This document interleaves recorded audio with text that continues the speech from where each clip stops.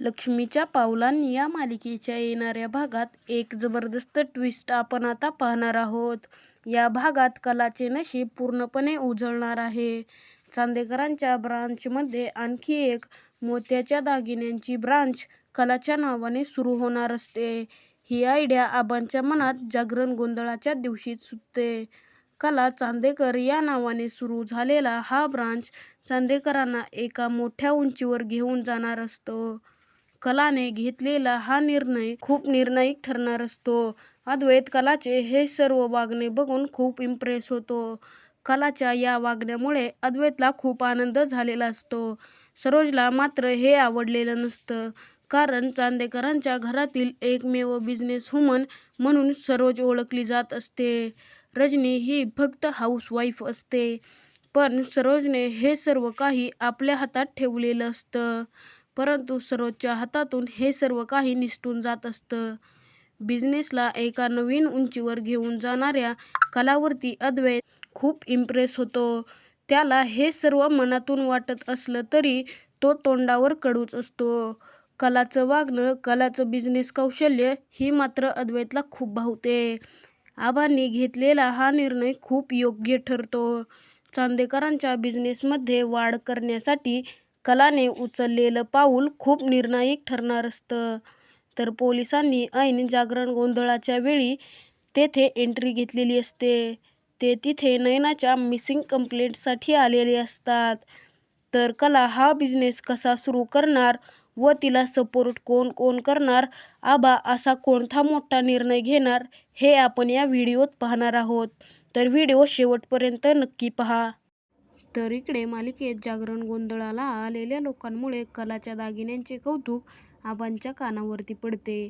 सगळेजण कलाच्या दागिन्याबद्दल उत्सुक असतात. कलाला त्या सर्व दागिन्यांची मागणी यायला लागते. जागरण गोंधळासाठी आलेल्या बाया कलाच्या दागिन्यावरती खूप इम्प्रेस होतात. हे दागिने आम्हाला मार्केटमध्ये मिळत नाहीयेत. बायकांची चर्चा चालू असते की हे दागिने चांदेकरांनी त्यांच्या दुकानामध्ये ठेवले तर आमची खूप भलं होईल, अशी मागणी उघड यायला लागते.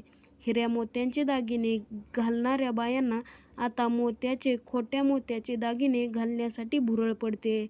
त्यात एक मागणी जास्त प्रमाणात होते, ती म्हणजे कलाने जसे दागिने घातले आहेत अगदी तसेच खऱ्या मोत्यांचे दागिन्यांची नवीन ब्रँच सुरू करणे. जर तसं झालं तर आम्हाला ते नक्की आवडेल. असे दागिने खूप आकर्षित व मोहक आहेत. हे दागिने सहजासहजी मिळत नाहीयेत.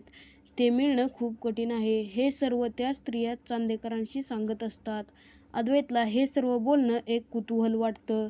त्यावर सरोज म्हणते, काय ह्या बायांना भिकेचे डोहाळे लागले आहेत? कुठल्या पद्धतीचे मोत्याचे दागिने वापरतायत? त्यावेळेला त्या बाया त्या दोघांना सांगतात, खोटे मोत्याचे दागिने असून सुद्धा हे किती आकर्षित व मोहक दिसतायत, तर खऱ्या मोत्याचे दागिने तर किती अप्रतिम दिसतील, किती सुंदर दिसतील. अद्वैतला त्यांचं बोलणं ऐकून त्याला वेडेपणा वाटतो, परंतु त्याला ट्रेंड माहीत नसतो. स्त्रियांना कधी काय आवडेल हे त्याला कळत नसतं. त्यांचं हे सर्व काही बोलणं आबा ऐकत असतात. आबा कलाच्या बाजूने तिला मोटिवेट करतात. तर आबा कलाला सांगतात की जर कला ह्यांना तुझे दागिने इतके आवडले असतील तर तू छोट्या स्केलवर का नाही सुरुवात करत? आपले आतापर्यंत खूप सारे ब्रँच आहेत. प्लॅटिनमचे आहेत, हिऱ्याचे, फक्त सोन्याचे व फक्त चांदीचे सुद्धा आहेत. तर त्यासारखंच आपण मोत्याचेही सुरू करू ना. अद्वैतला हे सर्व विचित्र वाटतं. आता आपण जर आपल्या एखाद्या ब्रँचमध्ये जर मोत्याचे दागिने एका सेक्शनमध्ये ठेवले तर त्यामुळे कोल्हापुरातील या बायकांच्या मागण्याही पूर्ण होतील परंतु तुला मात्र त्याच्यात लक्ष द्यावे लागेल. त्यावर कला आबांना म्हणते, नाही नको आबा. मी माझ्या छोट्याशा जगदंबा स्टोअरमध्ये हे खोट्या मोत्याचे दागिने बनवते. हे खोटे दागिने घेतात आणि अजून एक कारण म्हणजे देवी आईच्या अंगावर घालण्यासाठी हे दागिने जास्त रिस्की नाहीत. त्यामुळे मी असे दागिने बनवत असते. त्यावर आबा कलाला म्हणतात की हो, तुझंही बरोबर आहे, परंतु हेच दागिने खऱ्या मोत्याचे बनले तर बाकीच्यांच्या मागण्याही पूर्ण होतील व बाकीच्यांना ते दागिने खूप आवडतील. अखेर कला नाही हो करत राजी होते. त्याच वेळेस प्रदीप कलाला मोठी ऑफर देतो. माझे मित्र आले होते, त्यांना तू बनवलेली मूर्ती खूप आवडली आणि या सगळ्यामुळे तर तू अशाच मूर्त्या बनवत त्यांना त्यांच्या पिढीजात बिझनेसमध्ये मदत करावी असं त्यांना वाटतं. यावरती ते सांगतात की आर्ट सर्कलमध्ये तू जर असं पार्टिसिपेट केलं तर तुला खूप प्रतिसाद मिळेल. असं म्हणत कलाला ह्या 2 मोठ्या ऑफर आलेले असतात. कलाचं नशीब पूर्णपणे उजळलेलं असतं. एकीकडे आबा दागिन्यांची ब्रँच खोलण्याचं सांगत असतात, तर दुसरीकडे आर्ट सर्कलच्या गॅलरीमध्ये कलाला इन्व्हिटेशन दिलेले असतं. कलाच्या दोन्ही ऑफर कला जोपासणाऱ्या असतात. कला खूप खुश होते. अद्वैतला मात्र हे आवडत नसतं. त्याच्या मनात विचार चाललेला असतो की या लोकांना हीच एवढं काय आश्चर्य वाटतंय. मला तर हिला बघितल्या बघितल्या माझ्या डोक्यात सनक जाते. तिचे ते तसले दागिने आणि काय ते तिचे जगदंबा भांडार आणि या लोकांना कसं काय ते आवडतं. माझ्यामध्येच काय खोट आहे का, की मला तिच्यामध्ये सर्व चुकीचंच दिसतंय आणि त्या लोकांना तिच्यामध्ये चांगुलपणा दिसतोय. कलाला पुढे जाण्यासाठी तिला आबा मोटिवेट करतात. कलाचं आयुष्य पूर्णपणे बदलून जाणार असतं. त्यातच एक मोठी घटना घडते, ती म्हणजे पोलिसांचे चांदेकरांच्या जागरणामध्ये एंट्री होते. तेथे पोलीस कलामुळे आल्याचे चांदेकरांना समजते. चांदेकरांच्या घरून कंप्लेंट गेलेली असते. कंप्लेंट ही कला चांदेकर या नावाने केलेली असते. ही कंप्लेंट कलाने केलेली असते. पोलीस ऐन जागरणाच्याच वेळी तेथे एंट्री घेतात. कलाने नैना गायब झाल्याची कंप्लेंट पोलिसात केलेली असते. नैना ही अद्वैतची होणारी बायको. यामुळे खूप मोठा तमाशा घडणार असतो. त्यावेळेस अद्वैतला कळतं की ही कंप्लेंट कलाने केली आहे. तेव्हा तो खूप चिडतो आणि स्टोअर रूममध्ये कलाकडे येतो. तेव्हा कला म्हणते, तू इथे आणि यावेळेस.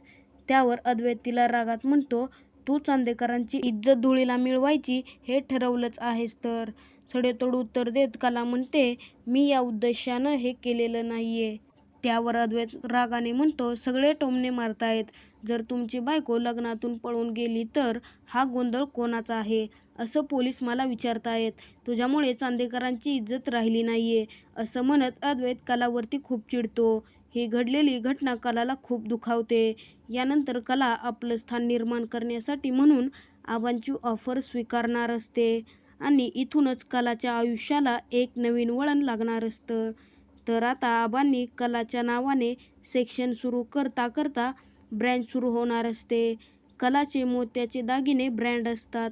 चांदेकरांचे मोत्यांचे दागिने कोल्हापुरात कलाच्यामुळे नावारूपाला येणार असतात.